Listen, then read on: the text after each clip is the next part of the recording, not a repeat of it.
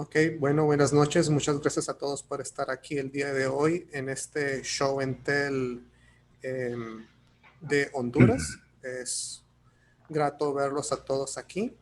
Veo que hay gente que no es muy asidua a mi oficina y que nos está visitando de nuevo, así que gracias por acompañarnos el día de hoy. Aquí está la lámina introductoria de cuál va a ser el programa del día de hoy. Son 3 presentaciones. Primero será la malograda hazaña del capitán Lisandro Garay. Esta presentación por Edgardo Alegría.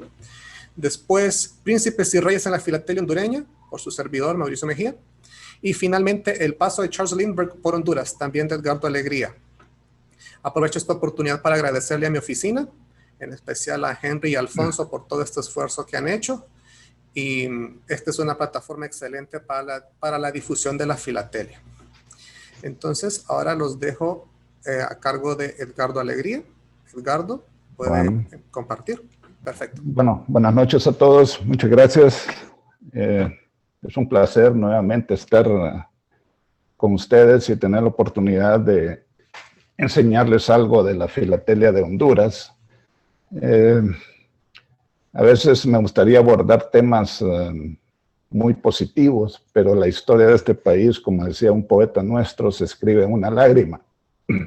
Así que hay muchas historias de decepciones y de propósitos positivos que no han podido ser llevados a buen término.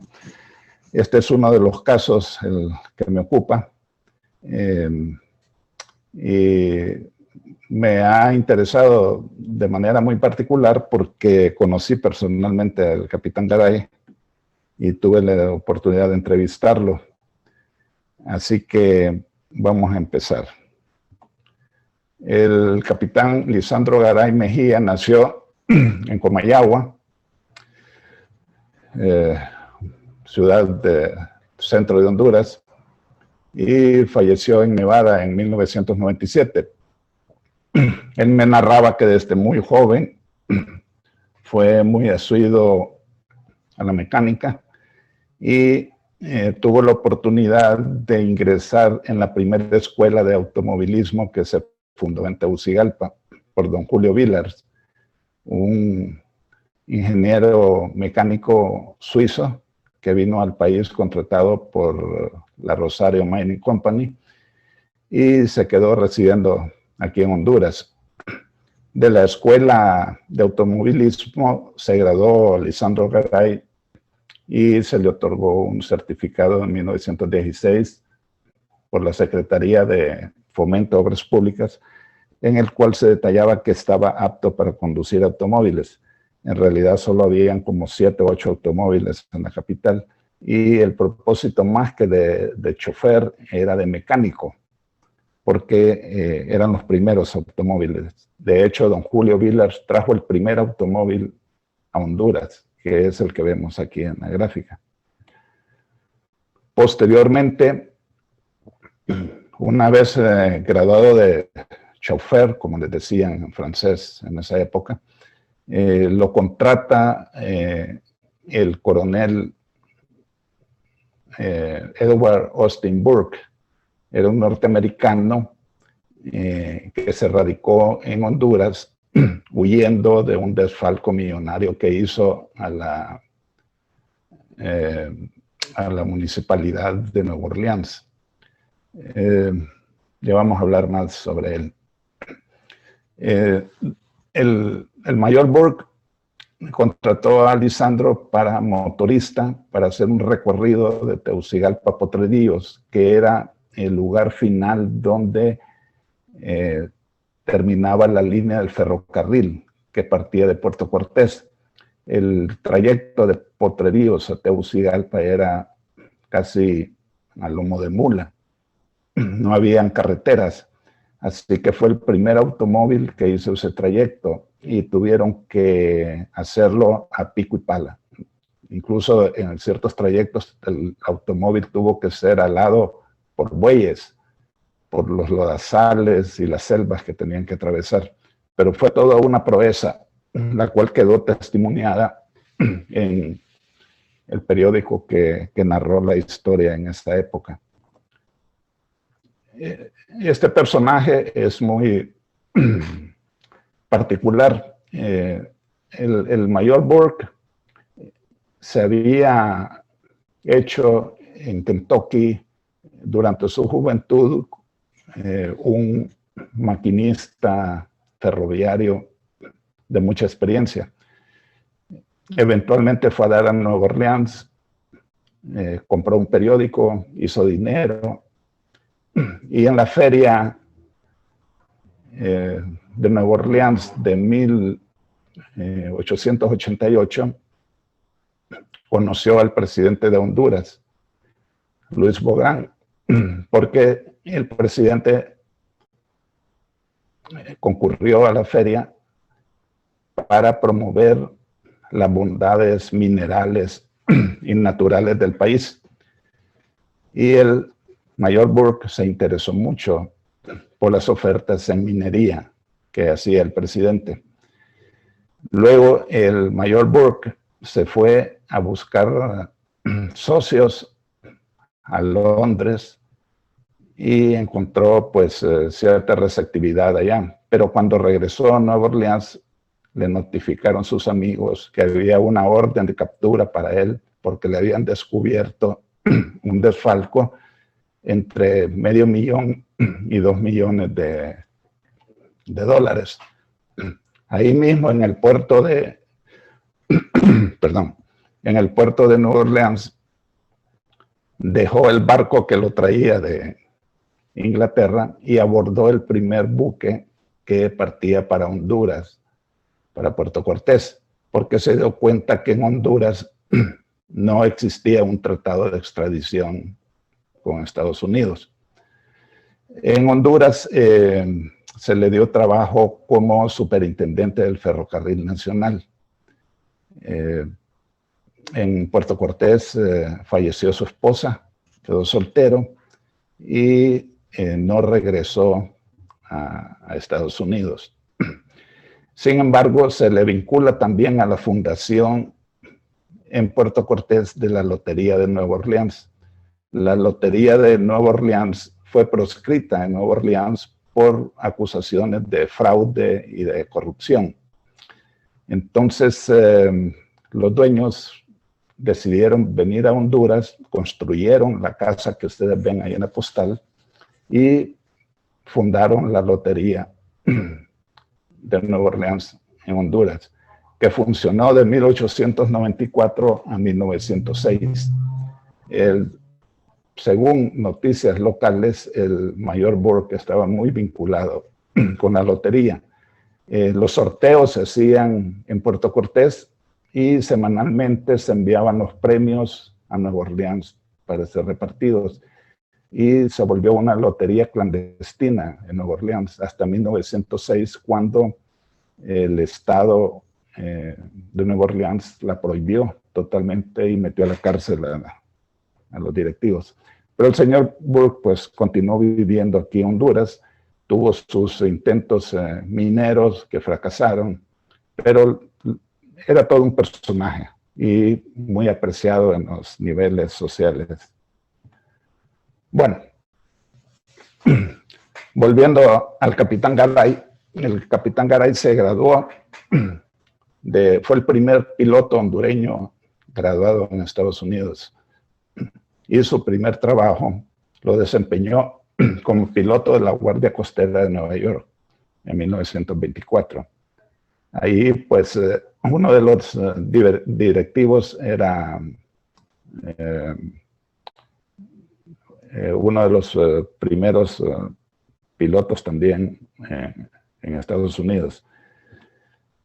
Cuando yo lo entrevisté a él, me contó que él había recibido entrenamiento en la Escuela Naval de Estados Unidos, en la parte de aviación. Tuvo entrenamiento en la construcción y mantenimiento de cepelines en Lakehurst. En la hoja de servicios de él se leía que se había asignado a tareas relacionadas con el pilotaje real de aeronaves, incluyendo dirigibles y aviones. O sea que estuvo activo en Lakehurst. Nunca pilotó un Zeppelin, pero sí estuvo en el mantenimiento de Zeppelines. En una de sus venidas a Honduras, el capitán Garay se encontró en Puerto Cortés con el doctor Félix Canales Salazar. Él era un diplomático, abogado hondureño, que estaba llevando el juicio de límites entre Honduras y Guatemala. Y eso se estaba llevando a cabo en Washington. Se encontraron en Puerto Cortés y el doctor Canales le sugirió al piloto Garay que porque no realizaba un vuelo sin escalas entre Nueva York y Tegucigalpa, ya que estaba fresca todavía la proeza de Lindbergh en el espíritu de San Luis, entre Estados Unidos y Europa. Él se fue con esa idea y en Nueva York se funda un comité pro vuelo Garay, que también tenía su representación en San Pedro Sula. Se empezaron a recaudar fondos para la compra de un avión, idea que fue auspiciada por el entonces presidente de Honduras, el doctor Miguel Paz Barahona, que fungió entre febrero de 1925 y febrero de 1929. El presidente entrante era el doctor Vicente Mejía Colindres. Aquí entra en juego una parte, pues, como les comentaba anteriormente, que entristece la historia nacional, porque el doctor Paz Barahona era del Partido Nacional y el presidente entrante, Vicente Mejía Colindres, era del Partido Liberal. Entonces, las ideas erróneas de la época y aún en recientes días es que lo que hacía un gobierno contrario no debía de darse la importancia en el siguiente gobierno, sino más bien tratar de opacar los hechos relevantes. Con eso en mente, Garay se entusiasma y empieza pues activamente a desarrollar su idea de hacer ese viaje entre Nueva York y Tegucigalpa. Estuvo todo el año 1928, 29, 30, se ordena un avión y el doctor Paz Barahona le sugiere al capitán Garay que para poder legarle a su familia un fondo en caso de que él pereciera en la proeza, le sugirió por qué no emitir una serie de estampillas que, pues, con cuya venta pues, se podría lograr tener un subsidio, ¿verdad?, en caso de accidente. Así que se ordenó a la American Banknote Company una serie de 5 sellos con valor de 50 centavos, de 20,000 sellos cada valor, el cual el acuerdo gubernamental se puso publicado ya en la Gaceta el 6 de diciembre de 1928. Aquí vemos la serie. Yo le pregunté que por qué los habían contramarcado con valores distintos. Y él me dijo que le habían sugerido que para lograr recaudar más fondos, pues se les iba a dar ese plus a cada estampilla. Y así fue como se emitieron, y incluso en el catálogo Scott están catalogadas como semipostales por esa diferencia. Ahora, la emisión de estos sellos tenía un lado oscuro. El artículo 2 del decreto decía que la estampilla tendrá iguales dimensiones a la usada en el correo aéreo de Estados Unidos de América, y su uso será voluntario sin perjuicio de los sellos postales ordinarios. Entonces eso trajo una enorme controversia, porque cuando el capitán Garay entró en contradicciones con el gobierno dijo que los sellos no eran oficiales. Sin embargo, tenían todas las características de ser ordinarios. Así que lo que quería decir el acuerdo era que estas estampillas no eran más que simples viñetas, que el capitán Garay tenía que venderlas a los amigos para que estos las pegaran a los sobres, pero no como parte del porte del sobre, sino como un regalo. Así como uno pues compra viñetas de Navidad o de la tuberculosis y de otros movimientos beneficiarios para poder ayudar. Entonces eso le trajo a él una gran decepción, porque él personalmente pagó por la emisión, no fue el gobierno.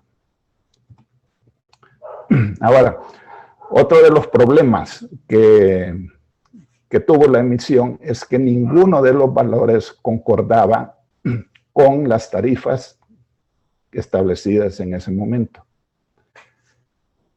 Sí, había, de acuerdo a las tarifas para los distintos países que se ven aquí en el cuadro, ninguna de las tarifas pega con la combinación de los valores. Siempre hay un faltante o un sobrante. Así que la emisión fue hecha pues sin ton ni son, sin pensar que en algún momento se iba a usar para franqueo. El 5 de junio de 1929 fue el primer día de circulación. Este es un sobre que tiene 2 lempiras con 98 centavos de sobreporte.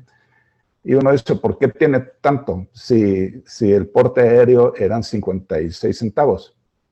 Bueno, el capitán Garay tenía las estampillas personalmente, y este es un sobre que él envió. Casi todos los sobres eran de su procedencia, porque nadie usaba las estampillas para franqueo. Así que fue una batalla, pues, quijotesca, porque era una venta personal. Él tenía que buscar amigos que le compraran los sellos. Aquí tenemos este sobre, que está bien circulado. Es un sobre circulado internamente. El porte local eran 6 centavos, o sea que la tarifa está pagada, y los 65 centavos de Garay pues son un regalo para él. Este es otro sobre que tiene la tarifa correcta aérea para Estados Unidos de 56 centavos, y la estampilla nuevamente de 50 centavos de Garay viene como una ayuda para él. Este fue un primer vuelo también que se efectuó entre Tegucigalpa y Tela, vía para Nueva York. Luego el capitán Garay empieza a idear una cantidad de maneras de cómo hacer circular sus estampillas. Y él realiza un primer vuelo entre Tegucigalpa y San Pedro Sula. Manda hacer un sellito ahí con el nombre de él, aunque ya previamente otro piloto había efectuado ese primer vuelo entre Tegucigalpa y San Pedro Sula. Pero volvemos, él era dueño de los sellos y él hacía los sobres, él voló esos sobres y pues no le causó ningún detrimento al Correo Nacional.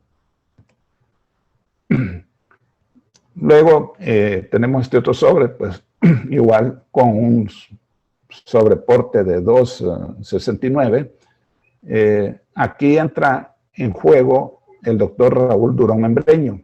El doctor Raúl Durón Membreño fue una persona que estaba muy vinculado a la filatelia. Él fue secretario del Correo Nacional y se aprovechó de su puesto para hacer una cantidad de contramarcas y circular sobres con esas contramarcas un poco dudosas.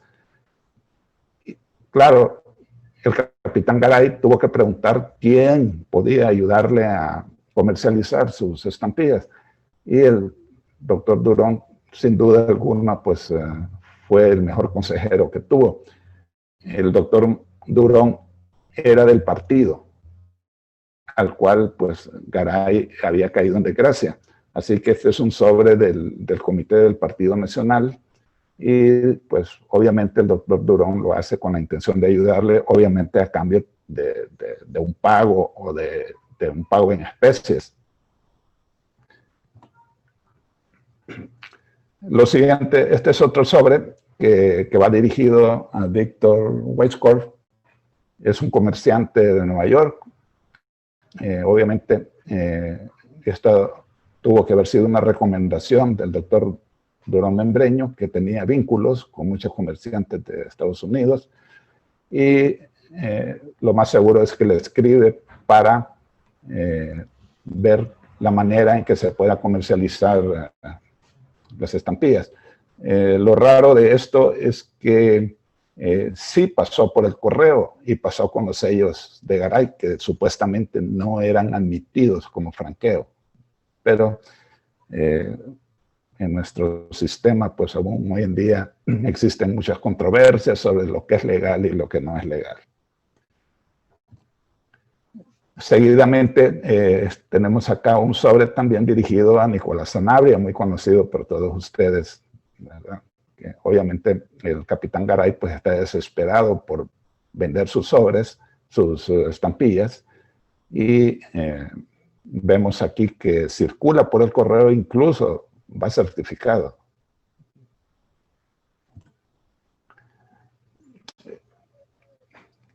Aquí tenemos otro sobre dirigido a Lysiuk Filatelis, otra casa comercial, certificado. Y esto tuvo que haber sido con influencia del doctor Raúl Durón Membreño, porque posiblemente él llevaba los sobres y como era una persona muy importante en el partido y en la sociedad, pues se los admitían.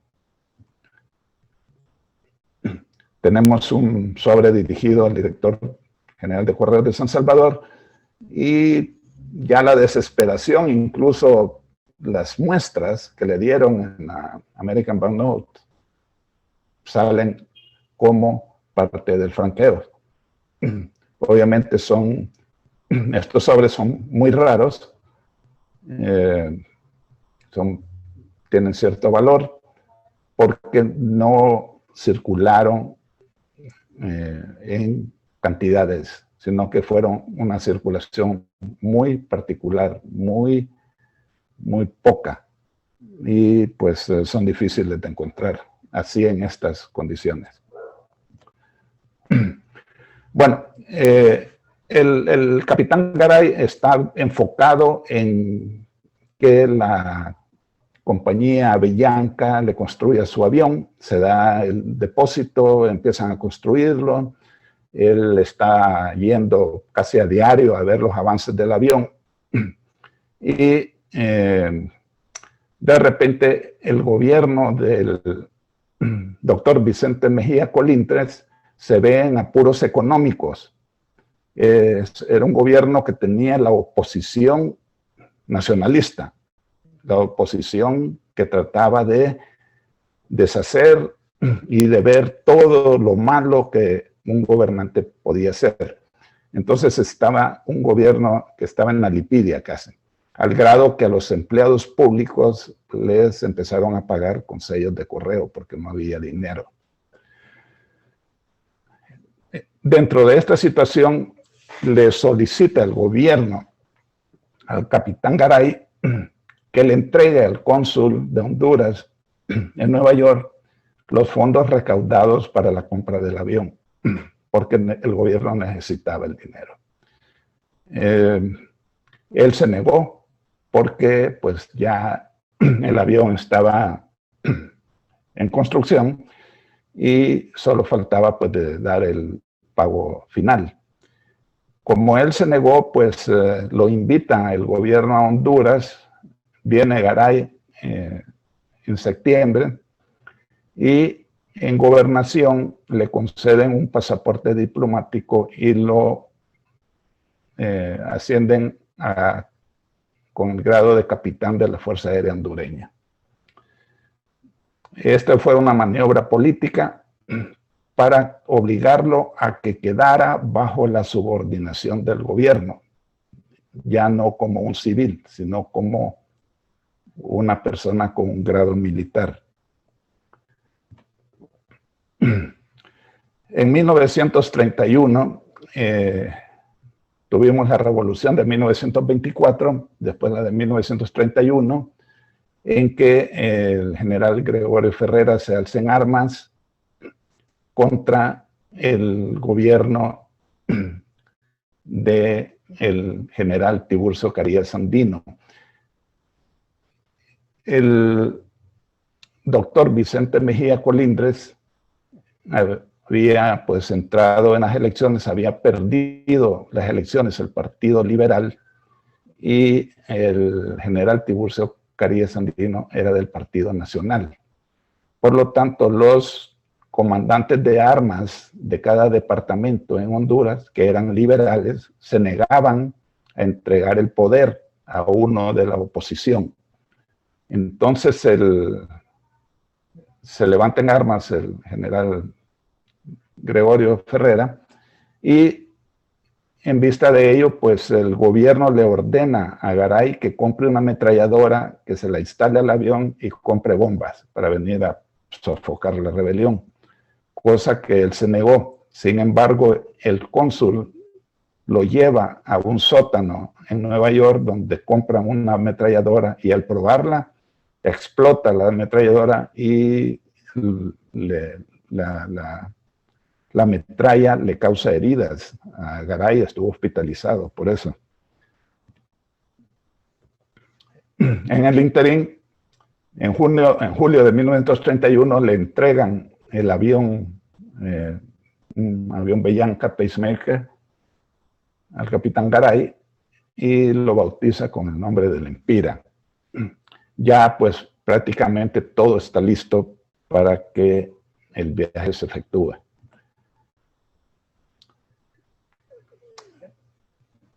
El 9 de agosto se espera que el capitán Garay llegue a Tegucigalpa.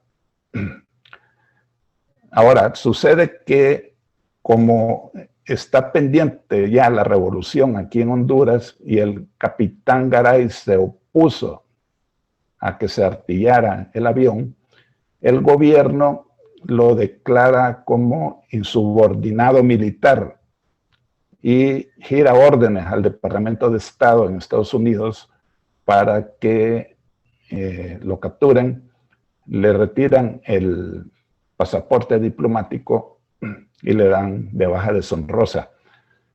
El gobierno de Honduras contrata un aviador norteamericano para que haga el viaje, compra una ametralladora, pero el capitán Garay tiene muy buenos amigos en Nueva York, los del comité de provuelo, y ayudado por un compañero piloto, llegan al campo de aviación, supuestamente a inspeccionar el avión. Como él no tiene permiso para abordar el avión, lo hace un amigo de él, piloto, con la excusa de que lo van a probar. En un descuido hacen un cambio de asientos, se baja el piloto amigo, se sube Garay y se roba el avión para iniciar el vuelo hacia Tegucigalpa. Previamente, cuando la policía llega a incautar el avión, le piden al capitán Garay que entregue las cartas de navegación que tenía listas y los mapas. Entonces, al momento en que él inicia el vuelo, lo hace prácticamente a ciegas. Inicia el vuelo a las 4:30 de la tarde, le agarra la noche, y en el Cabo Hatteras, en Carolina del Norte. Él me contó que él venía desde Nueva York a Carolina del Norte, él venía siguiendo las líneas de ferrocarril, pero se había desatado una tormenta y cuando tuvo que dejar la costa ya para internarse en el mar, supo que debido al fuerte viento que traía en contra, el consumo de combustible así había sido mayor al que tenía previsto. Y como él sabía que no iba a llegar a Tegucigalpa, entonces hizo un loop y volteó el avión y amarizó. En la fábrica de Llanca, él había ordenado que se le instalara a los tanques de combustible un sistema que usaba un pedal de bicicleta que accionaba una bomba y que vaciaba los tanques de combustible para que en caso de caer al mar, los tanques le sirvieran como flotadores. Y así fue como sucedió. Vació los tanques de combustible, él llevaba 6 naranjas y 2 botes de jugo y con eso se mantuvo 35 horas en el mar. Y al momento de querer salir del avión, tuvo que quebrar el vidrio de la parte de enfrente y el fuerte viento hizo que los vidrios le golpearan la cara y los brazos y salió muy mal herido de eso. El capitán Garay es rescatado por un buque, el Biboco, un buque brasileño. Según me contó él, solamente a él lo habían subido al barco y cuando él reclamó que quería que subieran el avión, le dijeron que no y él se volvió a lanzar al mar y se aferró al avión, así que lo tuvieron que subir con todo y avión. Lastimosamente el avión pues fue llevado a Savannah, Georgia, y lastimosamente ahí se incendió la fábrica de Bellanca y se quemó el avión. Él regresó pues a Honduras y empezó a trabajar para la línea Morgan Airlines. Ahora, volviendo a la revolución de 1932, en la que el doctor Vicente Mejía Colindres le entrega la presidencia al general Tiburcio Carías Sandino, en esta revolución surge un personaje que se llama Lowell Jerex. Él era un neozelandés que había contratado el doctor Pounds. Creo que recuerdan ustedes haberlo oído ya en intervenciones anteriores. Él fue el fundador de la primera línea aérea de correo en Honduras. Y tuvo en realidad 3 empresas, una fracasó tras otra. En la segunda empresa que fundó el doctor Pounds, compró 2 aviones, los compró en Estados Unidos, y uno de los pilotos que traía el avión, uno de los aviones era Lowell Jerex. El otro norteamericano que traía el segundo avión tuvo un accidente allá por Tampico, en una selva, y pereció, murió. Y el único que logró llegar a Honduras fue Jerex. Jerex empezó a trabajar con el doctor Pounds, pero debido a la mala administración o la falta de visión del doctor, no conseguía pagarle los sueldos a Jerex. Por lo tanto, Lowell Jerex le embargó el avión y Jerex funda TACA, que eran Transportes Aéreos Centroamericanos. Ahora, cuando esto sucede, está la revolución de 1932. Lo que hace Lowell Jerex es que le ofrece sus servicios al general Tiburcio Carías Sandino para ayudarle como agente de espionaje aéreo, cosa que realiza, y el doctor y general Tiburcio Carías Sandino logra derrotar a los opositores con ayuda de Jerex. En una de las incursiones que hace Jerex, hacia los campos enemigos, le disparan al avión, le rompen el vidrio frontal y uno de los fragmentos de vidrio le da en el ojo, él pierde el ojo derecho. Eso hizo que la amistad entre él y el general Carías pues fuera bastante fuerte. En los años anteriores, en 1929, la United Fruit Company tiene un servicio de aviones para llevar sus ejecutivos de la costa norte hacia Tegucigalpa. Se dan cuenta que hay muchos comerciantes industriales de la costa norte que solicitan ser llevados. El avión era de 2 plazas. Así que, viendo que hay un mercado potencial para el transporte aéreo, compran un segundo avión y fundan la Compañía Aérea Hondureña, de la cual Sommer Morgan es el primer piloto. Cuando Jerex funda TACA, se da cuenta que la Compañía Aérea Hondureña está progresando de manera muy peligrosa para sus intereses. Entonces habla con su amigo, el general Carías, y el general Carías habla con el presidente de la United Fruit Company y le dice que por favor se dediquen a sembrar bananos y no a transportar pasajeros, cosa que, como habían vínculos muy fuertes políticos entre el general y la compañía bananera, pues surte efecto. Desaparece la Compañía Aérea Hondureña y Morgan queda sin trabajo. Pero lo que hace, pues, consigue un avión y logra pues fundar su propia compañía, la Morgan Airlines, que trabajaba entre Tela y Tegucigalpa. Morgan Airlines trae a Honduras el primer Ford trimotor. Era el avión más grande de pasajeros que existía en ese momento. Y empieza a tener éxito con su transporte de pasajeros.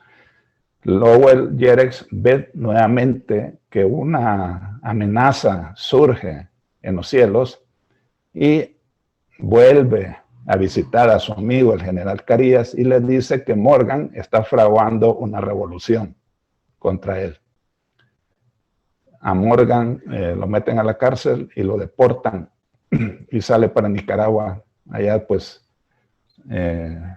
se hizo jefe de mecánicos de la Fuerza Aérea Nicaragüense hasta que cayó la revolución somocista y entraron los sandinistas. En ese interín, Garay trabaja para Morgan y al terminar la Morgan Airlines, obviamente Garay también se queda sin trabajo. Finalmente, su última participación en el aspecto militar es cuando se incorpora a la Fuerza Aérea Hondureña, formando parte de la primera promoción. Él se incorpora como un piloto ya con experiencia. Fue más que todo como para pertenecer a la Fuerza Aérea Hondureña. Sin embargo, su trayectoria ahí es muy efímera. Es lo último que se sabe de él y después de un año de estar ahí en la Fuerza Aérea se retira a la vida privada. En 1965, la Fuerza Aérea le otorga el grado de piloto comandante honorario. Y pues el resto de su vida él fue muy orgulloso de ese título, al grado que todos los domingos iba a misa con su uniforme de capitán de la Fuerza Aérea. Él falleció en Nevada en septiembre de 1987, perdón. Ya muy anciano, de 97 años, y tuvo 16 hijos, tuve la suerte de conocer o tener empleado a uno de sus hijos, quien, por ser el nombre Garay muy raro aquí en Honduras, pues me conectó inmediatamente con el capitán, y a través de él logré pues que me llevara a conocerlo y a platicar toda una tarde de sus aventuras. Los sellos que se hicieron, bueno, sucede que Martín Garay, que es el hijo de él, me regaló un sobre conteniendo el título de Garay de la Fuerza Aérea y varios documentos que él había guardado, recortes de periódico, etcétera, etcétera. Un mes después se incendia la casa y se quema todo lo que había, incluso los sellos que habían quedado en sus manos. ¿Cómo llega la historia completa a mis manos? Sucede que el ingeniero Ignacio Agurcia, un personaje muy conocido, un empresario muy exitoso de aquí de Honduras y un mecenas de la filatelia hondureña, en una de las sesiones que teníamos los sábados, le oí escuchar que él había pagado 5,000 lempiras al doctor José Reina Valenzuela para que escribiera la biografía de Lisandro Garay, como más un acto de ayudarle al capitán. El doctor Reina Valenzuela era uno de los mejores escritores, historiadores que ha tenido este país, y se puso a la obra. Muchos años después, 4 o 5 años después, fallece el doctor Reina Valenzuela, y la hija de él se lleva la biblioteca muy grande que tenía para la casa. Lastimosamente la casa estaba cerca de un río, y cuando sucede el huracán Mish en 1998, pues se inunda la casa y parte de la bodega donde tenía guardada la biblioteca. Por esas cosas de la vida, he estado siempre vinculado a las personas que les gusta la historia, que les gusta investigar. Tengo un excelente amigo, el poeta José González del Departamento de La Paz, que nos hicimos amigos pues casi de inmediato por compartir ese sentimiento de búsqueda de información. Y me narró él de que la hija del doctor Reina Valenzuela quería, a ella no le interesaban los libros, no le interesaba la filatelia, ni mucho menos pues asuntos de Garay, pero quería donar la biblioteca a la biblioteca de Comayagua. Entonces el amigo González y yo nos fuimos a la casa de ella 4 días a sacar libros, a limpiarlos y a clasificarlos. Y yo le dije a la señora, mire, yo le voy a hacer con todo gusto el trabajo, pero si encuentro sobres, pues que a usted no le interesa en absoluto, yo se los voy a enseñar. Y si a usted no le interesan, pues me los regala. Me dijo, con todo gusto, con tal de que ustedes limpien esa bodega. Cuando estábamos en el trabajo de limpieza, me encontré con la biografía que había sido pagada por don Ignacio Agurcia y que no se llevó a la imprenta porque, según la nota que veíamos anteriormente, hubieron problemas porque el capitán pues parecía que quería más dinero de lo que habían pactado. Don Nick dijo, no voy a pagar más, ¿verdad? Y ahí que se quede el asunto. La encontré, como yo sabía de la historia de esa biografía, inmediatamente pues até cabos y dije, esta es, la cual pues ya había sido tragada en buena parte por la polilla. La tomé, le conté la historia a la señora y le dije que yo me iba a encargar de que se editara. Me tomó como 5 meses reconstruir los huecos que se había comido la polilla con el mismo estilo de narrativo que tenía el doctor Valenzuela. Y una vez pues que se concluyó el trabajo a través del amigo González, que tenía muy buenos contactos con la editorial Guaymuras, decidieron publicar la biografía, pues que hoy en día se encuentra editada y a la venta en las bibliotecas, en las librerías locales. Esta es la historia, y el capitán Garay pues finalmente pues se dedicó a su vida civil, a la mecánica, no volvió a volar, vivió pues de la gloria que esa aventura le había dado, y sus últimos años se fue a vivir a Estados Unidos, lugar donde falleció. Muchas gracias, ¿verdad?, por su atención, y será hasta la próxima.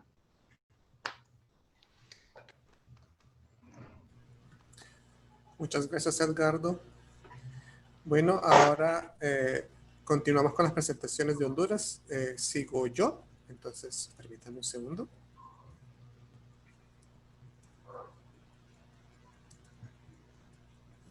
Ok, bueno, mi tema va a ser sobre los príncipes y reyes en la filatelia hondureña. O sea, a mí me pareció muy interesante ver que, bueno, como les comenté en mi primera charla aquí en mi oficina, muchos de los personajes que aparecen en las estampillas de Honduras, por lo general son jefes de Estado, pero también hay muchos monarcas. Entonces vamos a ver algunos. Bueno, vamos a ver todos los que están en realidad. Ok, solo primero hacemos un pequeño listado. Vamos a ver que hay de 3 casas reales de representación. De España tenemos a Isabel de Castilla, también a Felipe V y doña Isabel, Fernando VI, Fernando VII, tendría que ser Alfonso, perdón por el error ortográfico, Alfonso XIII, Juan Carlos I y doña Sofía, y Felipe VI y doña Leticia. Por la parte británica tenemos a Victoria, Isabel II, Diana, princesa de Gales, y a los duques de Cambridge. Y hay una mención especial a Thomas Lawrie Robinson, algo que se mencionó en la charla de ayer del paso por Nicaragua, que está a la costa de los mosquitos, que era casi como un protectorado, una zona inglesa, que tenían como un rey, que era casi, digamos, un gobierno títere de Inglaterra. Se menciona algo de él. Y por parte de Japón tenemos a la princesa Sayako. Ok, entonces empezamos. Van a ser descripciones breves, o sea, solo voy a mencionar de dónde eran y algo con lo que se les puede vincular a Honduras. Ok, tenemos aquí a Isabel I de Castilla, también conocida como Isabel la Católica. O sea, ella fue reina de Castilla y reina consorte de Aragón. La fecha que vemos encima va a ser la fecha de nacimiento y muerte. Y abajo vemos las fechas de su reinado. Ella le concedió apoyo a Cristóbal Colón en la búsqueda de las Indias Occidentales, lo que llevó al descubrimiento de América. Y recordemos que Honduras sería descubierta por Colón en 1502 durante su 4º viaje. En el 4º y último viaje de Cristóbal Colón, nos descubrió. Ok. Permítanme. Ok, aquí vemos una de las estampillas emitidas por Honduras al 5º centenario de Isabel la Católica. Podemos ver diferentes aspectos de su reinado. Lo más importante son las estampillas, digo yo, de 1 centavo y 2 lempiras, que muestra el descubrimiento por parte de Cristóbal Colón. Pero también tenemos un aspecto muy importante del reinado, que fue la rendición de Granada a los reyes católicos, que está en la estampilla de 8 centavos. En la estampilla de 8 centavos. Y vemos el retrato de Isabel la Católica en la de 16 centavos y 5 lempiras. Las estampillas de 1, 2 y 5 lempiras son las más raras de esta serie, ya que son valores realmente altos para las tarifas postales de la época. También había la serie oficial para uso gubernamental, mismos diseños, mismos valores, solo cambiaba el color de los motivos y además tenían la sobrecarga la sobreimpresión oficial. Okay. Permítame. Y aquí vemos un sobre con la estampilla de 8 centavos de la rendición de Granada a los Reyes Católicos, donde podemos, en una de las personas que está en la estampilla es la reina Isabel la Católica. Algo interesante de esta carta que me llamó la atención mientras la escaneaba es que solo demoró 2 días en llegar a destino, cosa que quisiéramos que pasara hoy, pero no sucede. Ok. Siguiente monarca, Felipe V y doña Isabel. Durante el reinado de Felipe V se ordenó la construcción de la Caja Real, o Caja Real como se le conoció, en la ciudad de Comayagua. Esta Caja Real era como una tesorería, donde obviamente se guardaban muchas de las riquezas de oro y plata que se encontraban en las minas del centro de Honduras. Podemos apreciar que hay una estampilla hondureña en donde se menciona a Felipe V, y es esta precisamente, que en el dintel de la Caja Real de Comayagua está la leyenda que voy a subrayar aquí. Al rey nuestro, don Felipe V el Animoso, y a doña Isabel Farnesio, Reyes Católicos de las Españas y de las Indias. Y sigue todo lo que ustedes ven en este dintel, que precisamente está en la fotografía de abajo. Algo que hay que apreciar en esta estampilla es el excelente trabajo del grabado, porque si pueden ver la fotografía, es una reproducción fidedigna del dintel de la Caja Real de Comayagua. Si ustedes pueden notar, este dintel adentro se nota como unos árboles, y es que la Caja Real estuvo por más de 100 años destruida. Eso ocurrió después de un terremoto, se abandonó el edificio y el edificio estuvo por más de un siglo, como ustedes lo ven en esta fotografía. O sea, arruinado completamente. Por fortuna, la cooperación española, en colaboración con el gobierno de Honduras, se dieron cuenta de la importancia de esta edificación y decidieron restaurarla. Ustedes pueden ver cómo luce la Caja Real el día de hoy. Los planos de esta obra estaban en España, entonces utilizando los planos originales se hizo la reproducción la restauración lo más cercano a la idea original. Excelente trabajo de restauración. Un edificio muy bonito. Si tienen la oportunidad de un día a Comayagua, se los recomiendo. Ok. También tenemos al rey, a Fernando VI, rey de España. Durante su reinado se ordenó construir la fortaleza de San Fernando en la localidad de Omoa, en el norte de Honduras, que indico con esta flecha, ahí en el norte de Honduras. Ahí. Algo que existe, digamos, lo quiero mencionar, una cinderela conmemorativa al ataque británico al castillo de Omoa. Hubo un bombardeo por parte de la naval británica, al castillo el 20 de octubre de 1779. Recordemos la gran rivalidad entre España y Gran Bretaña por siglos. Entonces, cuando se encontraba un barco con un objetivo del país contrario, atacaban. Y al parecer al día de hoy todavía están las marcas de los cañonazos del barco inglés en el castillo de Omoa. Aquí podemos ver una foto del castillo y unas estampillas emitidas en el año 2015 conmemorando la construcción del castillo. Podemos ver el escudo de armas de Fernando VI en la estampilla de 5 lempiras, un retrato de él en la de 10, la fortaleza en la de 25 y una imagen de un grabado del ataque por parte de la fragata inglesa Niobe al castillo de Omoa. Ahí podemos ver la fragata en el momento que dispara sus cañones al castillo de Omoa. También tenemos en la filatelia hondureña a Fernando VII. Bueno, ya hemos tenido muchas pláticas sobre Fernando VII aquí en mi oficina, solo para recordar que durante su reinado España perdió casi toda la América española, pero también hubieron aquí en Honduras marcas patrióticas de Viva Fernando VII. En la ciudad de Comayagua hubieron 3 marcas, las que vemos aquí.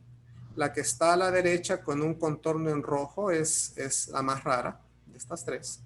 Aquí podemos ver piezas con la marca patriótica de Viva Fernando VII. Y en la ciudad de Tegucigalpa se aplicaron 2 marcas de Viva Fernando VII que vemos aquí. Y aquí podemos ver las piezas, hermosas piezas con estas marcas. Ok. De ahí, en orden cronológico, vamos con la reina Victoria, o sea, reina del Reino Unido, de la Gran Bretaña e Irlanda. Durante su reinado, la corona británica transfiere la soberanía de las Islas de la Bahía a Honduras, algo que se mencionó también ayer en la charla de Guillermo, que se las recomiendo que la vean. Aquí he marcado cuáles son las Islas de la Bahía. Fueron administradas por un tiempo por Gran Bretaña, pero se ceden a Honduras durante el gobierno del general Santos Guardiola. Y la reina Victoria aparece, digamos, una vez en la filatelia hondureña, cuando se hace una estampilla en homenaje a Sir Rowland Hill, que se muestra el retrato de Sir Rowland y una imagen del Penny Black, que el Penny Black, como todo el mundo sabe, tiene la efigie de la reina Victoria. Ok, aquí venimos a un personaje poco conocido, incluso aquí en Honduras, que es Thomas Lowry Robinson. No se sabe con certeza cuándo nació, se sabe que en qué año murió, pero no se tiene una fecha, he buscado y no he encontrado. Era un general, aunque también se le denominó como el rey mosco, o rey de los misquitos, o mosquitos, como se les puede conocer también a veces. Este rey tenía un cargo como de general. Recordemos, como se mencionó en la plática de Guillermo ayer, que la costa atlántica de Nicaragua y parte de la hondureña aquí en el costado, había mucha presencia inglesa y los ingleses tenían como gobiernos títeres. Entonces hubo un rey, Roberto Carlos Federico, muere y Robinson y otros líderes fueron nombrados regentes. Así que él ostentó un título como de rey o de regente hasta que el hijo de este Roberto Carlos Federico pudiera alcanzar el trono. Pero Robinson al parecer hizo algo que a los ingleses le molestó, y lo que hizo fue negociar directamente con el gobierno de Honduras, algo que a los ingleses no les gustó para nada. Los ingleses querían que todo fuera a través de ellos, pero aquí hay una carta en donde el gobierno de Honduras reconoce que los habitantes con el nombre de mosquitos que habitan en la costa de Honduras, que están bajo el gobierno del rey mosco, Thomas Lowry Robinson, pueden traficar libremente por el territorio de Honduras. Aquí vemos una hermosa carta, única pieza conocida, que tiene la firma de Robinson. Perdón. Vamos ahora con el rey Alfonso XIII, rey de España. Alfonso tiene la peculiaridad que ya era rey desde que nació, porque su padre murió cuando él todavía no había nacido, aunque él pudo ostentar el título de rey después de la regencia de su madre, cuando Alfonso ya alcanzó la mayoría de edad. Entonces, Alfonso aceptó ser árbitro para oír los argumentos de Honduras y Nicaragua para delimitar su frontera. Como algunos de ustedes saben, el asunto de fronteras en Centroamérica es algo que siempre ha dado muchos problemas, y Honduras y Nicaragua han tenido muchos asuntos al respecto. Entonces, el rey Alfonso decidió ser árbitro en este litigio, y el 23 de diciembre de 1906 dio con un laudo su veredicto, acogiendo sustancialmente las tesis hondureñas, y señala como la frontera entre los dos países la vaguada del río Coco hasta su desembocadura cerca del Cabo Gracias a Dios. Al parecer, para Honduras todo estaba bien, pero para Nicaragua, por lo visto, no. En diversas ocasiones, Nicaragua intentó desconocer el laudo del rey Alfonso XIII. podemos ver incluso esta estampilla, la nicaragüense, la de 15 centavos. Esta estampilla por poco ocasionó una guerra entre nuestros dos países, porque como ven, hay un territorio que Nicaragua pone como en litigio. Sin embargo, la frontera del laudo de Alfonso es la que está ahí en rojo. Todo lo que está al norte de esa línea es Honduras.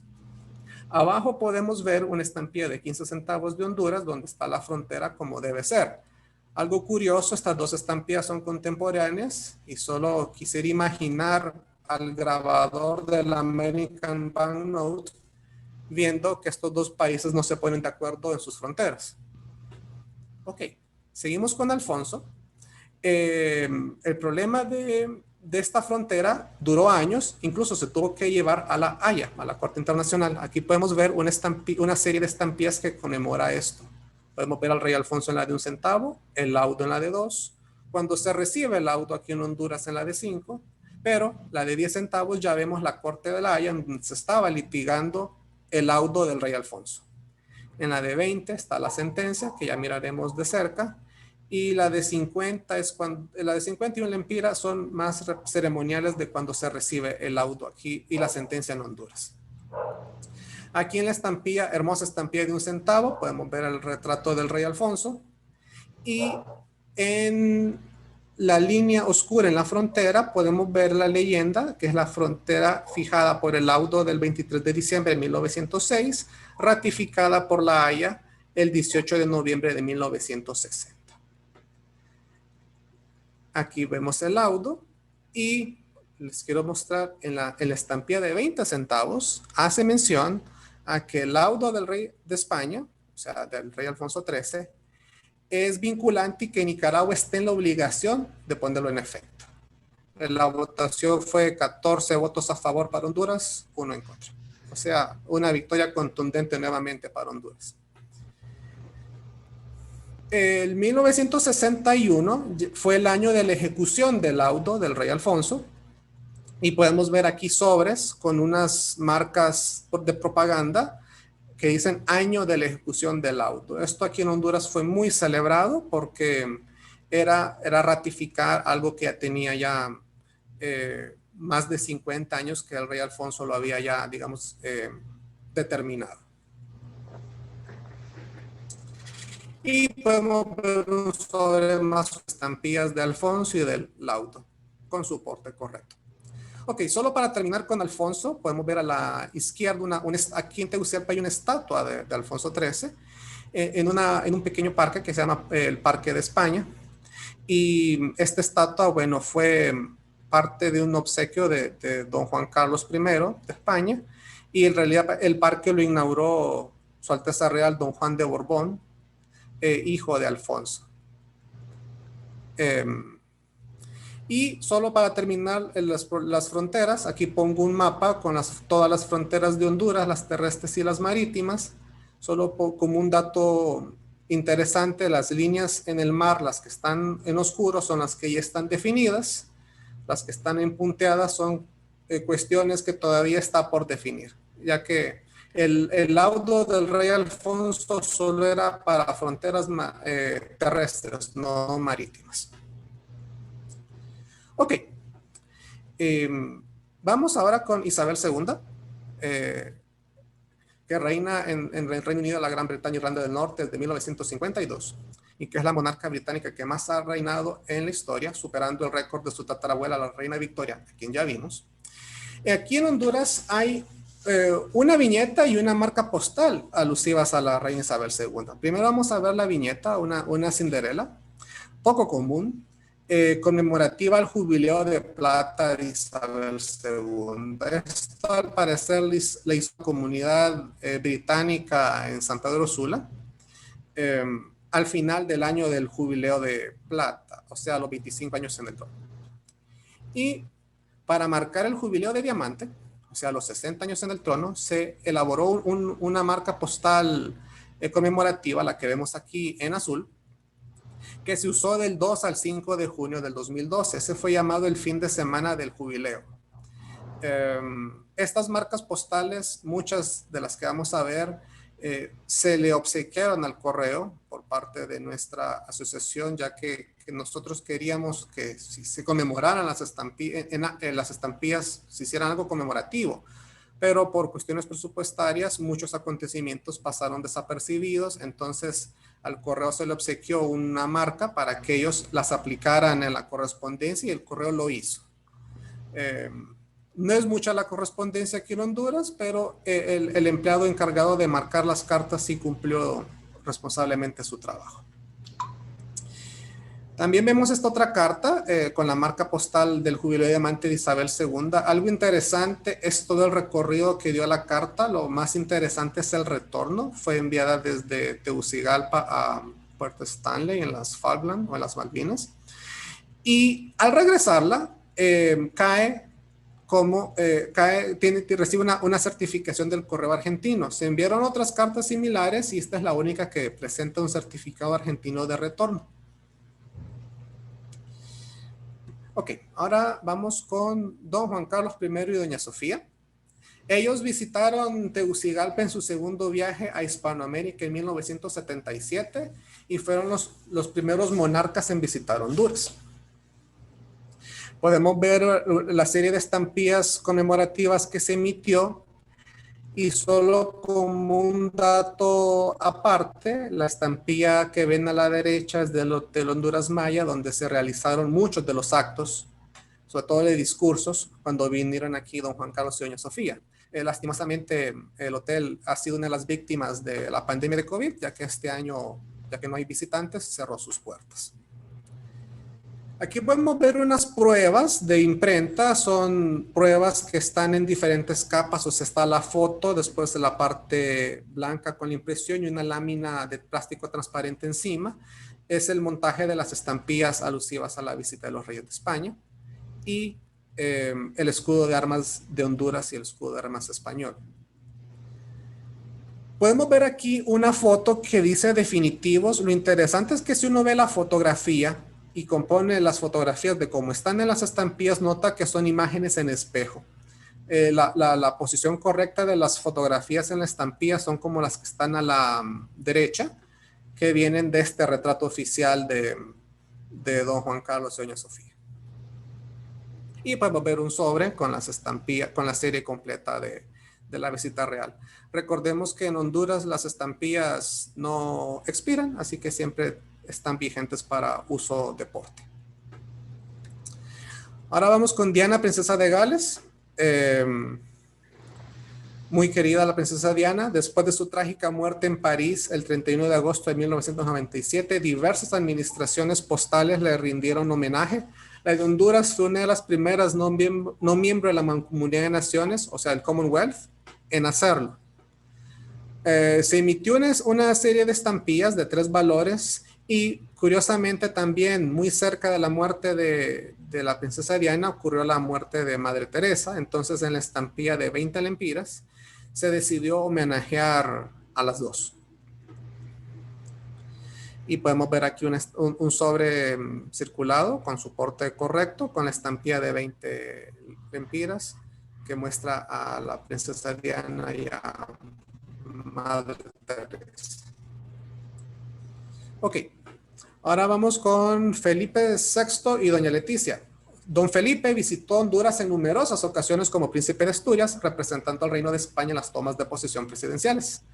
También, después del huracán Mitch, don Felipe, en su calidad de príncipe de Asturias, vino aquí a ver de primera mano las necesidades que habían en Honduras después del devastador paso del huracán Mitch. Y en el 2015, doña Leticia visitó Honduras, donde supervisó diversos proyectos construidos por la cooperación española. Vamos a empezar con don Felipe.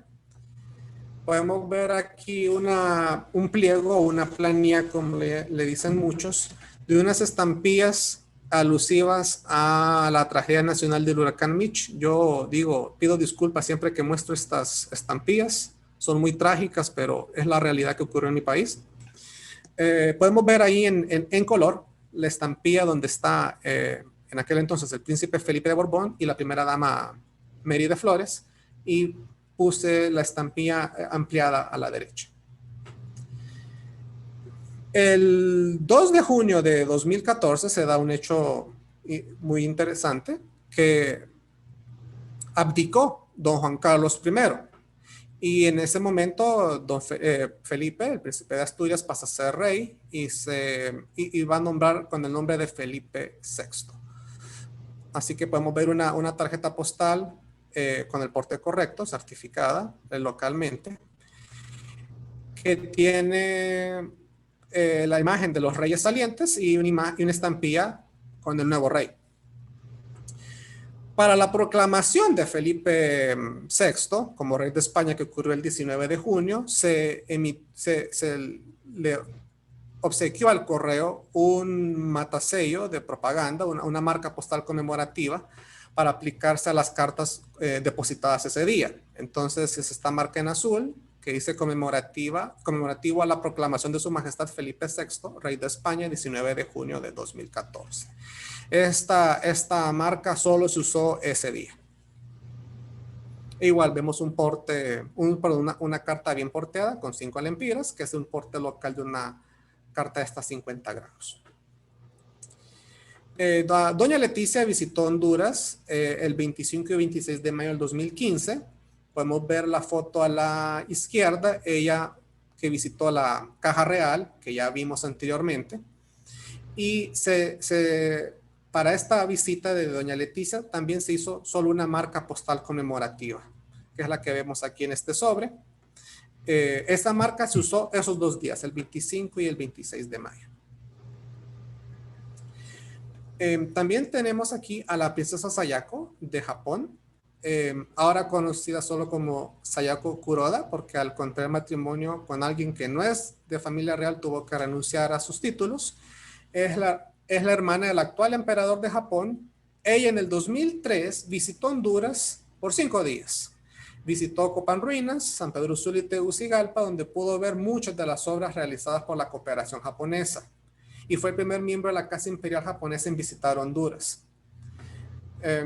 Aquí en Honduras, Japón colabora mucho desde hace muchos años en diversas labores. Y como dato interesante, en ambas ciudades, Tegucigalpa y San Pedro Sula, recibió las llaves de la ciudad. Aquí podemos ver una emisión alusiva al 70 aniversario de relaciones diplomáticas. Esto fue en el 2005, la visita de la princesa fue en el 2003. Pero en la estampilla de 30 lempiras en el centro de la pantalla y ampliada a la derecha, podemos ver el retrato de una fotografía de la princesa Sayako. Aunque casi seguro que cuando esta estampilla salió, ella ya no tenía derecho a usar el título de Alteza Imperial. Un dato así interesante, que cuando ella vino al parque arqueológico en Copán Ruinas, ella sembró un árbol, y cuando vino su sobrina, o sea, la princesa Mako, que también vino a Honduras, esta vez como el 80 aniversario de relaciones diplomáticas, sembró un árbol no muy lejos del sembrado por su tía, la princesa Sayako. Y ya para terminar, tenemos a los duques de Cambridge, al príncipe Guillermo, duque de Cambridge, hijo mayor del príncipe de Gales, y Diana, princesa de Gales, y segundo en la línea de sucesión al trono británico. Y a Catalina, duquesa de Cambridge. Recordemos que Catalina, antes de su matrimonio, popularmente todo el mundo la conocía como Kate Middleton. Y para conmemorar el enlace matrimonial, aquí en Honduras, solo se aplicó una marca postal conmemorativa, que vemos aquí resaltada con una flechita en rojo, boda real C&W, por las iniciales en inglés de Catherine y William. O sea, se decidió no hacerlo de Guillermo y Catalina, se usó las abreviaturas en inglés. Y esa marca postal solo se utilizó el 29 de abril, día de la boda. Ok, y ya antes, para concluir, había una lista de personas que no coloqué, aunque ostentan casi que el título de rey por su gobierno, por su forma de gobierno, que son los papas, que gobiernan casi como una monarquía en el Vaticano. Pero decidí no incluirlos, aunque solo se los voy a mencionar, que tenemos 4: Pío IX, Pablo VI, Juan Pablo II, y hay una estampilla que sale el Papa Francisco, aunque no es una estampilla propiamente dedicada a él. Bueno, esto ha sido todo por mi parte. Espero que les haya gustado la presentación y vamos ahora a continuar con Edgardo.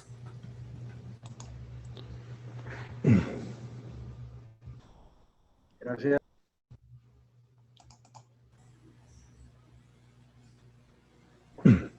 Bueno, aquí estoy de regreso, pero no aburrirlos, esto va a ser muy rápido. Este paso de Lindbergh por Honduras de alguna manera está ligado a la historia que les narré anteriormente.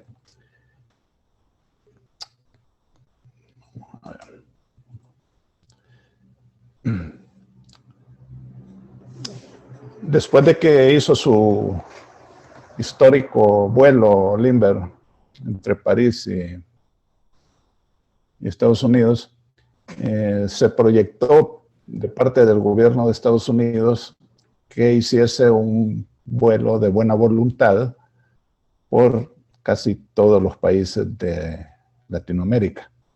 Visitó 13 países: México, Guatemala, Honduras Británica, El Salvador, Honduras, Nicaragua, Costa Rica, Panamá, Colombia, Venezuela, Islas Vírgenes, Puerto Rico, República Dominicana, Haití y Cuba. Obviamente, esto se supo de antemano en cada país y cada quien preparó la venida de Lindbergh dentro de los medios que se disponían. Cuando Lindbergh inició su vuelo, tal como lo anotó en su bitácora, obviamente nunca había estado acá, no habían cartas de navegación y dice que logró conseguir un mapa en una papelería y el segundo lo arrancó de un mural. Y un tercero lo sacó de una revista. Al parecer nadie está viendo la imagen. Puedes, voy a detener e intentamos compartir de nuevo. Espérate. Aquí. Estamos. ¿Qué pasó? Intenta compartir de nuevo, Sí, Edgardo, sí. porque al parecer no pensé que solo era yo al principio. Vamos a ver. ¿Está en pantalla? Ahora sí. Bueno. Solo empecemos desde la primera, Edgardo, porque no vimos ninguna de las anteriores. Este es el viaje proyectado a través de Latinoamérica que tenía establecido el gobierno de Estados Unidos, más como un vuelo de relaciones públicas, dada la fama que había alcanzado Lindbergh en tan poco tiempo. Cuando llegó a Tegucigalpa, lo hizo guiado por las torres inalámbricas, que eran las torres de la Tropical Radio en Honduras, y eran el icono más visible alrededor de la capital. Ese día llovía, dice, torrencialmente, y logró ver el humo que despedían un par de cañones que hacían salvas de bienvenida.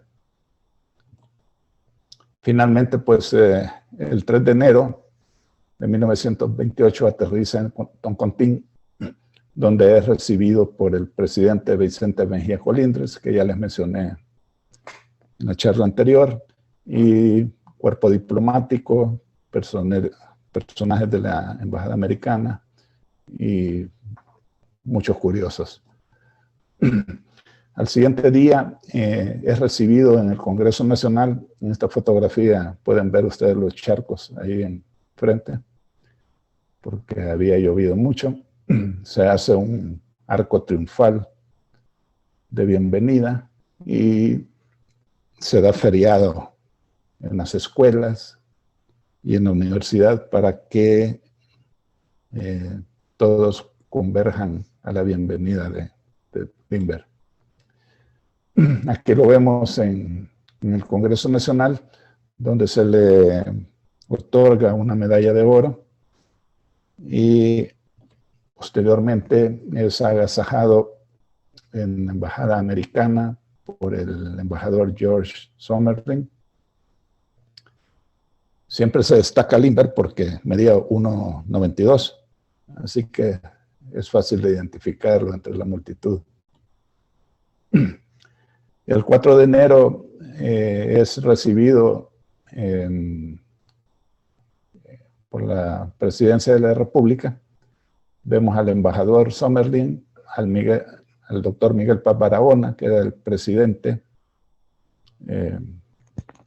Lo recibió el presidente saliente en el aeropuerto y el presidente entrante en la casa presidencial, Charles Lindbergh, y el general Tiburcio Carías Andino, que en el siguiente periodo se convertiría en el presidente de la República. Por ahí, entre los personajes que están de pie, está el mayor Burke también. No lo he podido identificar, pero según las crónicas de ese día, pues fue invitado como norteamericano a ser parte del comité de bienvenida. Ese día en la noche es invitado a una cena de gala en el casino hondureño, donde se reparte una tarjeta de recuerdo que contiene pues el homenaje a él y una fotografía. Son rarísimas y extremadamente caras.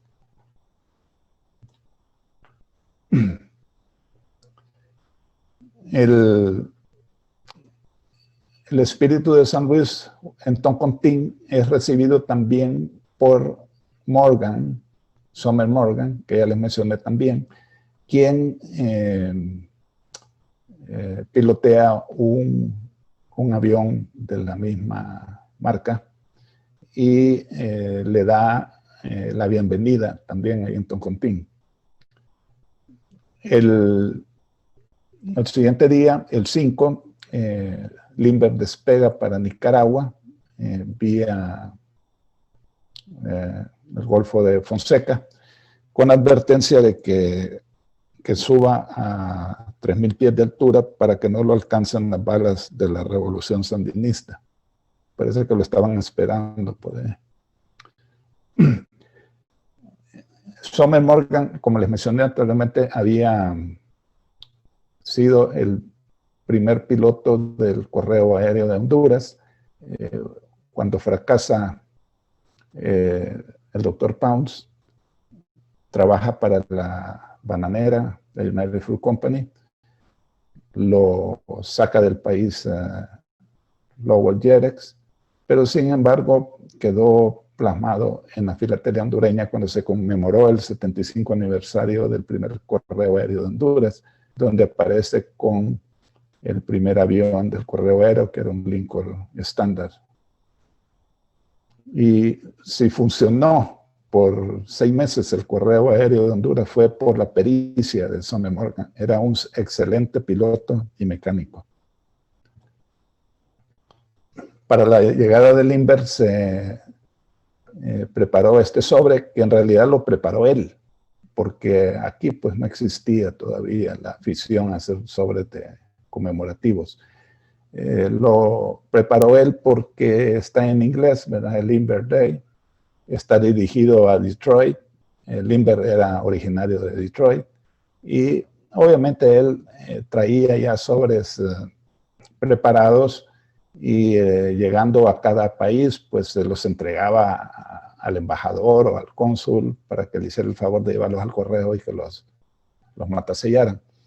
Son bastante raros, especialmente los de Honduras.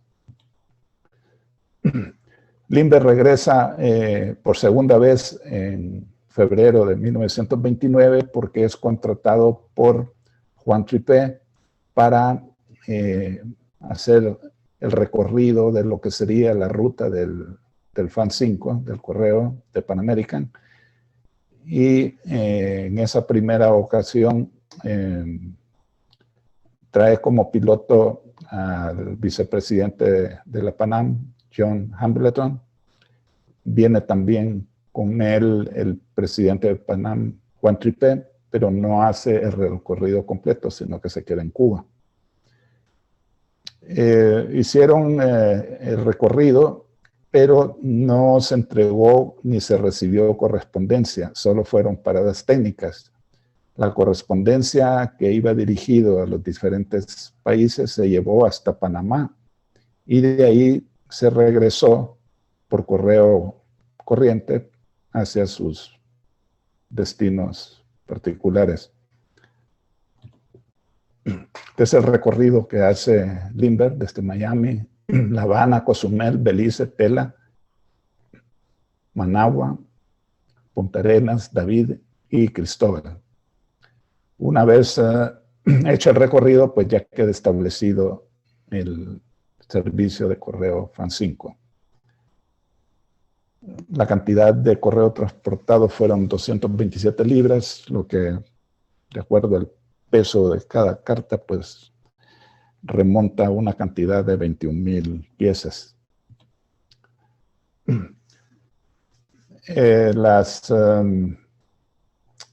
Los periódicos hondureños pues se dan cuenta y lo vuelven noticia, aunque no paró en Tegucigalpa, pero sí pasó cerca.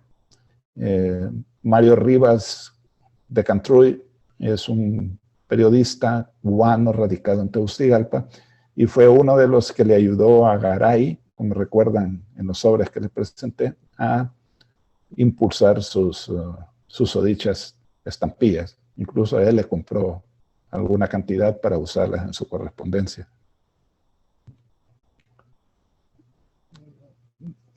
El 5 de febrero, pues, llega a Tela en un avión anfibio y ahí solo hace, pues, como les dije, una parada técnica. No entrega ni recibe correspondencia.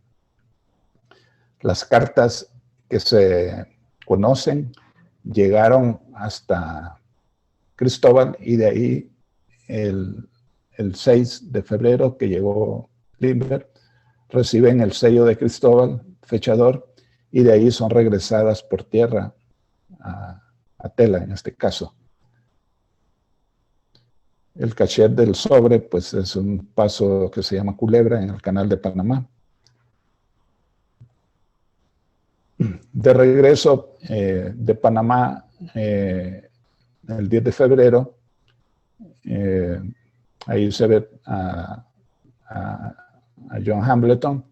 John Hambleton se mata en un accidente el 6 de marzo, o sea, exactamente un mes después, muere en un accidente de aviación.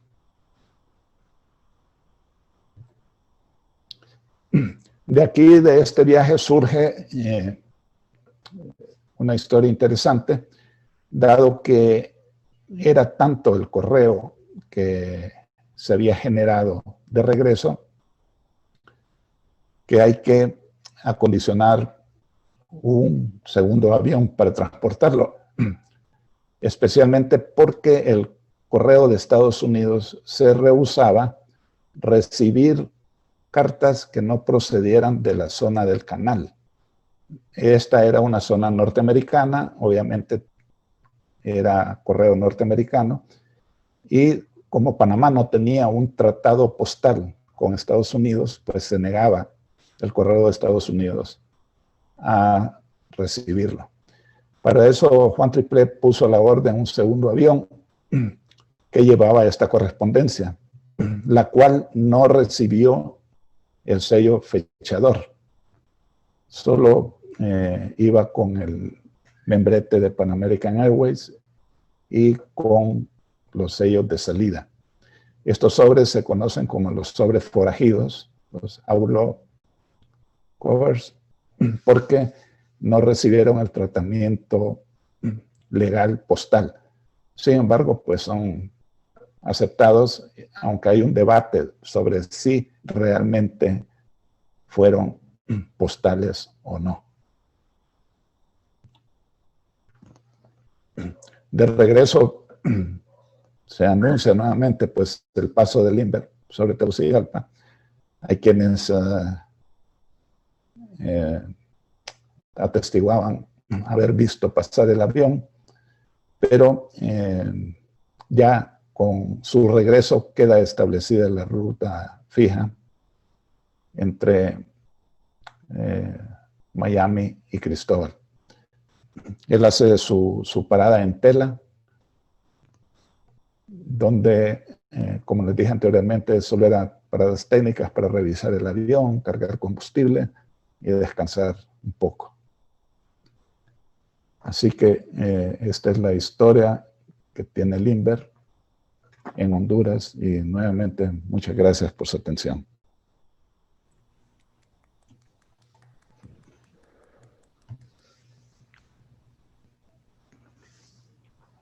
Muy bien, Edgardo. Gracias. Gracias a los dos, muy interesante ambos. Muy bueno. Muchas gracias. Gracias. Muy bueno, gracias. Felicitaciones a ambos. Gracias. Gracias. Gracias. Felicidades, muy interesante. Gracias. ¿Preguntas por ahí?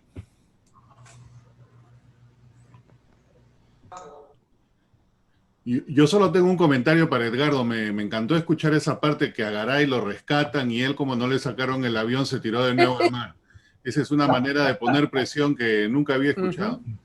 Sí, y eso me lo narró él personalmente. Tuve la oportunidad, antes de que se fuese para Estados Unidos, de entrevistarlo. Y sí, fue muy triste la historia de él, porque si todo hubiese salido como estaba planeado, hubiese sido un éxito el vuelo. Pero intervino la política, los intereses, y todo se echó a perder. Así es. Yo quisiera hacerles un comentario sobre la charla de Mauricio, que es, además de interesante, pues a mí me pica, ¿verdad? Cuando hay muchos datos bonitos. Los mosquitos, o sea, los habitantes de la zona de la Mosquitia, eran descendientes de los negros que escapaban de la esclavitud española y que huían hacia esa zona. Entonces se mezclaron con los indios de la zona y de ahí surge la raza misquita. Eran personas que vivían metidos en la selva costera, muy resistentes a las enfermedades, fornidos. Llegan los ingleses y ven que tienen un potencial en ellos, porque en vez de tener un cuartel o una guarnición inglesa con soldados que se morían, mejor tener de amigos a los mosquitos, y tenían un ejército permanente. El rey mosquito tenía a sus órdenes alrededor de 5,000 combatientes que peleaban con lanzas y flechas, pero nadie le ganaba. Entonces incluso invadieron Costa Rica en alguna ocasión. Eran belicosos. Y ellos se sentían muy bien con los ingleses, porque decían que los amos ingleses no los hacían creer en religiones extrañas ni los hacían trabajar. Entonces estaban muy cómodos. Y el compromiso de los ingleses era surtirles todo el ron que ellos pudieran necesitar. Así que pasaban borrachos la mayor parte del tiempo. Pero cuando les decían que pelearan, no lo dudaban. Los ingleses les daban un rifle por cada español que mataran. Así que hacían lo mejor que sabían hacer, bebían y tenían un mundo totalmente a su disposición. Lo de Rey Misquito es un sainete, es una broma. Porque al jefe de los misquitos lo llevaban a Jamaica y ahí lo embestían como rey. Le ponían una capa, le ponían a tocar la banda y le decían que él era el primo del rey George. Así se decía él, que era pariente cercano del rey George. Y hacían una parodia de todo. Era un circo para los ingleses, pero les daban ropa, les llevaban hachuelas, les llevaban ollas de hierro, les daban todas las chucherías que necesitaban. Y el rey Misquito tenía unos 10 toneladas de ron en su choza, y él se encargaba de repartir el ron. Entonces, hasta el día de hoy, la zona de la Mosquitia, en Nicaragua y Honduras, es inhóspita. Todavía no se penetra. Hay pueblos, pero son zonas que no tienen carreteras, solo se puede llegar por mar. Y esto los ha mantenido aislados a ellos. Es interesantísima la historia de ellos, pero los ingleses fueron muy astutos en conseguir el aliado correcto. Así es.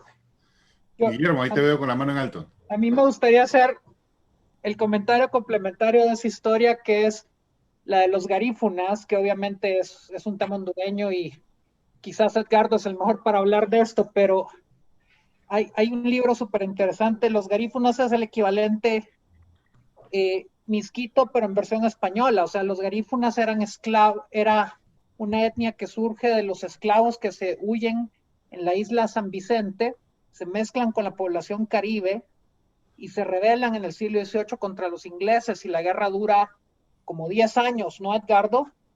Sí. Al final los ingleses les ganan, agarran a toda la población garífuna, que existía en ese tiempo, y deciden sacarlos de la isla San Vicente.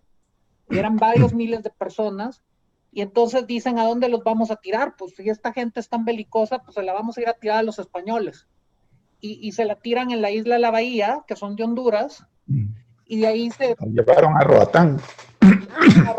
Y de ahí poblan toda la costa norte de Honduras. Y pues obviamente los garífunas, al revés que los misquitos, pues odiaban a los ingleses, entonces pues hicieron aliados de los españoles.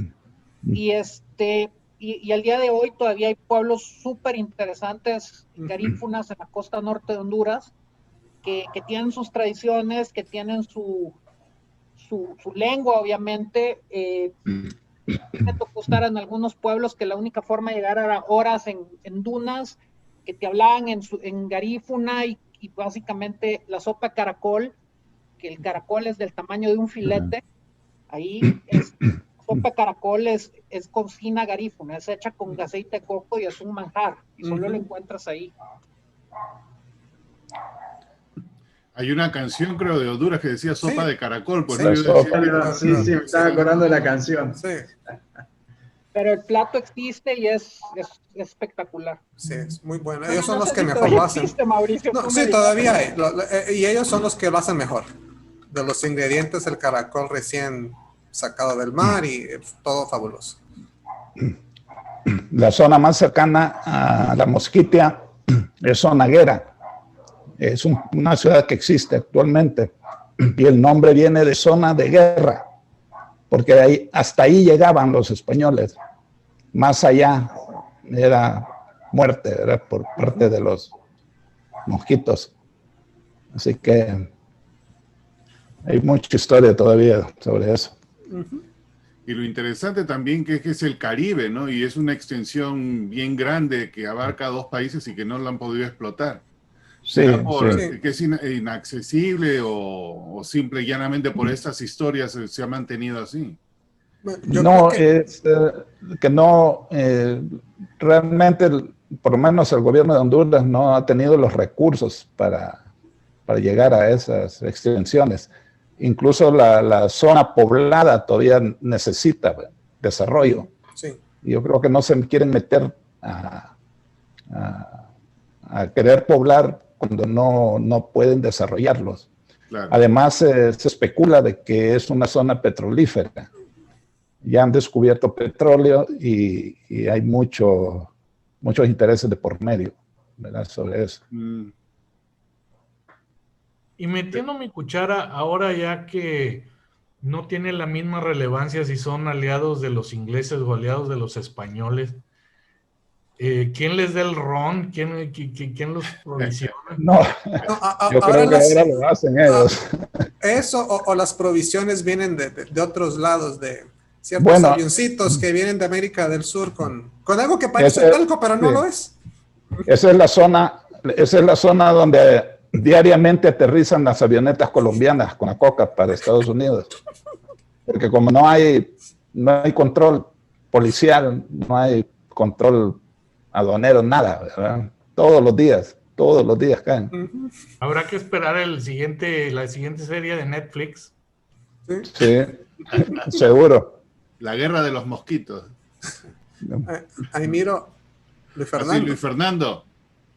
Es un comentario chiquito. Hace unos años a mí me tocó ser observador de un proceso electoral en Nicaragua, y una de las zonas donde me mandaron en un día de elecciones precisamente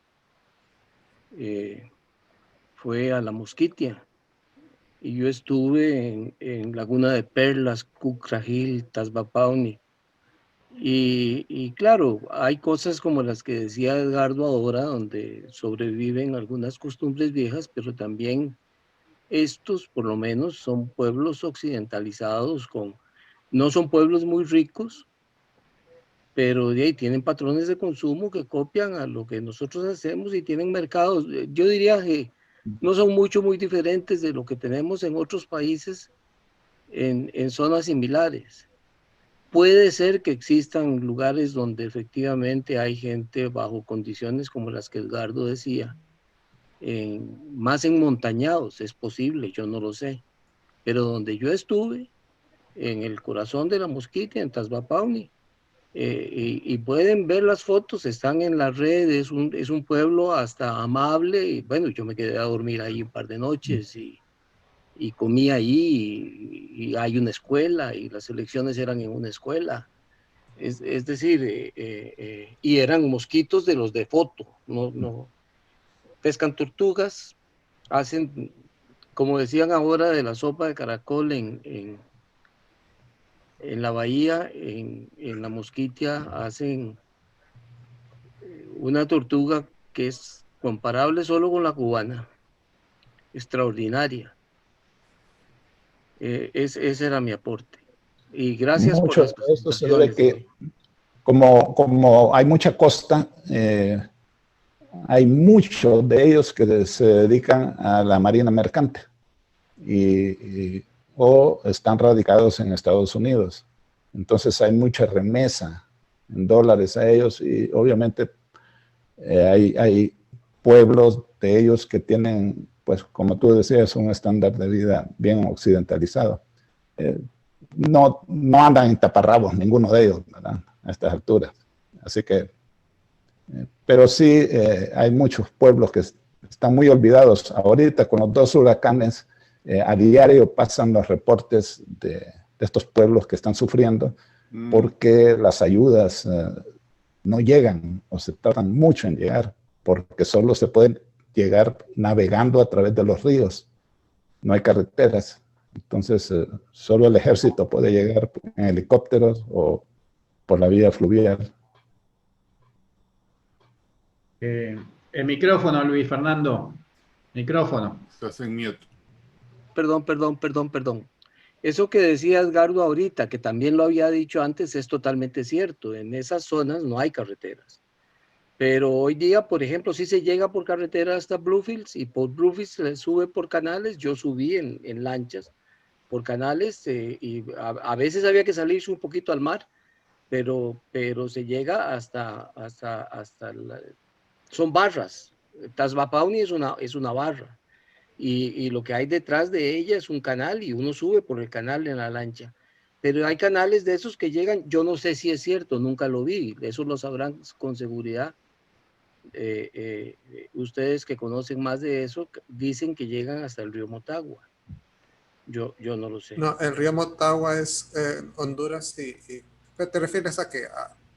¿Exactamente a qué te estás refiriendo? Hay canales que llegan a lo largo de toda esa costa hasta... No, porque el río Motagua es Honduras y Guatemala. Hay otro río a mitad de Nicaragua, ¿cómo se llamará? Segovia. No, entonces no es ese.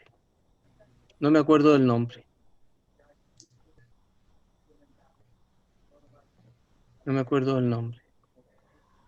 Hace muchos años fue que yo estuve ahí, cuando en Nicaragua todavía hacen elecciones. El río Tinto Negro pasa por ahí. Bueno, no es por mucho tiempo que hicieron elecciones en Nicaragua, más bien es por poquito tiempo que les duró no se les pegó la costumbre. Bueno, hay otros países que ya no quieren tener elecciones tampoco, ¿verdad? Sí. Henry. Bueno, hay un país que ser presidente es el camino más rápido a la cárcel. Hay de todo ya. Qué bárbaro. Okay. ¿Alguna otra pregunta por ahí?